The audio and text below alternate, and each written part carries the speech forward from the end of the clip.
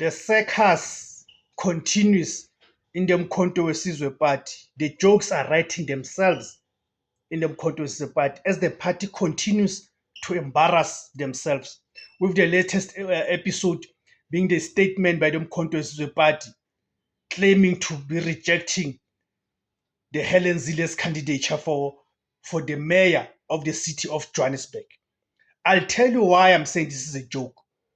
This is a sick joke and a circus. How can a political party concern itself with what is happening in another political party, or who is it that another political party is putting as a candidate?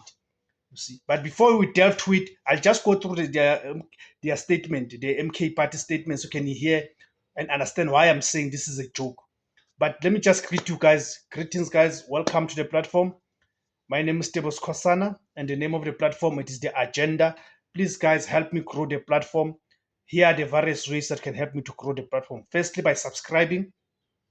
It's for free to subscribe. But once you've subscribed, guys, please make sure that you click on the notification bell and make sure that you watch the videos.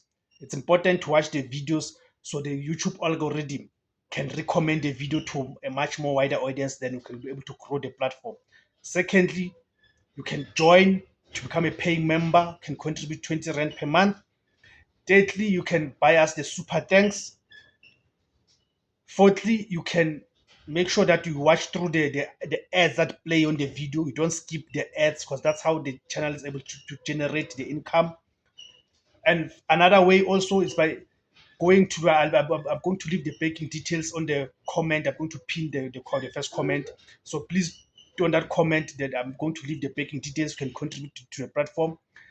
And also by sharing the videos on the social media platforms. Guys, this is very important. We need to stress this each time, because we need to build alternative voices. We need to build our own independent pro-black voices against the backlash of the white-owned established mainstream media, and even the social media. The white-owned mainstream media is also infiltrating the space. So it's important that we're able to build our own platforms and we fund our own platforms, so we're able to preserve our own story and narrative as black people. So let me get to it, guys. Let's first start with the statement, guys. The statement by the Umkhonto weSizwe Party reads as follows. Umkhonto weSizwe Party rejects Helen Zille as the City of Joburg mayoral candidate. The Umkhonto weSizwe Party, MK Party, vehemently rejects the Democratic Alliance's Helen Zille's intention to pursue mayoral candidates in the city of Johannesburg. Given the vast availability of qualified men and women who reside in the city of Johannesburg, it is nonsensical to consider the possibility of a Cape Townian resident holding mayoral capacity in a city that she is alien to. As the MK Party, it is vital for us to remind Zille and her cronies that the current state of disarray found in the city of Johannesburg is courtesy of their absent mayor, Dada Murero, and has resulted in the city being brought to its knees. Let it be known that the MK Party stands ready and capable to rescue the city come the 2026 local government elections. Along with the many qualified residents of the city of Johannesburg, our stance is informed by the confidence bestowed on us by the residents of Johannesburg, as demonstrated by the results of the recent by-election in Ward 24, where the MK Party secured second largest voter count during the Ward 24 by-election. It goes without saying that given the chance, the MK Party can fix the city of Johannesburg and transform it into the world-class African city it once was. Dada Murero and the ANC should hang their heads in shame for emboldening a white supremacist and giving her the confidence to believe that she can adequately run this city. We call on the residents of Johannesburg, especially proud black people, to reject the propaganda that the DA does not see color. As shown in the city of Cape Town, the DA's priorities tend to shift depending on the race of the residents.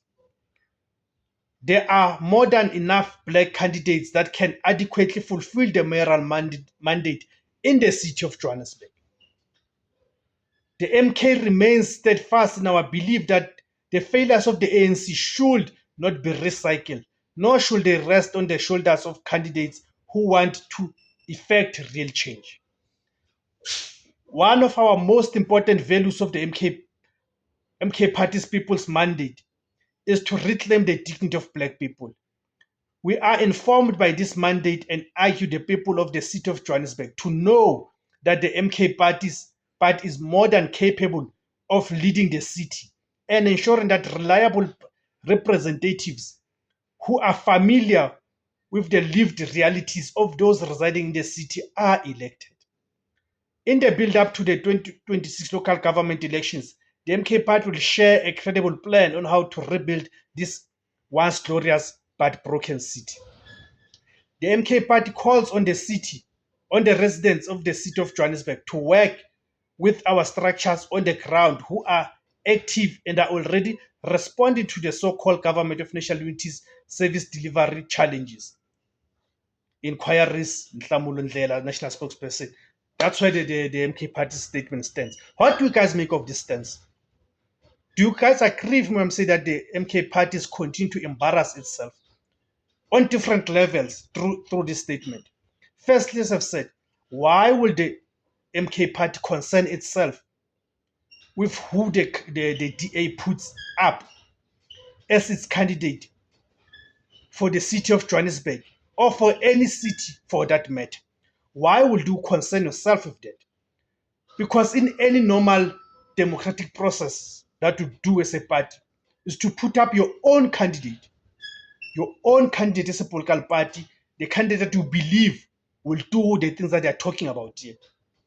Firstly. Secondly, don't they know how the PR system works? The PR system works in this way. It requires the political party to submit the list of people who are going to its PR council. It is through those people that the DA will obviously put the name of Helen Zille in that list. You see, that's how it works. In case Nhlamulo Ndlela and his cronies do not know that. You see. So I'm saying the jokes continue to write themselves. Nhlamulo Ndlela, Bonkosi Khanyile, and of course, under the tutelage of Duduzile Zuma, these are the people who drove Floyd Shivambu out of that position of the Secretary General in the Umkhonto weSizwe Party. And the reason, one of the reasons they wanted him out, it is because they wanted to do things like this statement, things that continue to embarrass the Umkhonto weSizwe Party and expose Umkhonto weSizwe Party as a political party that lacks any political, ideological, and intellectual capacity to be able to respond to the issues on the ground, issues that affect the black masses. And one thing we need to make it very clear. This thing of always confusing the fact that people have got a good command of the English language. Then all of a sudden we want to portray those people as intellectuals. We want to use that as a yardstick to measure a person's intellect. What we have here is we've got Nhlamulo Ndlela, who's got a good command of the English language.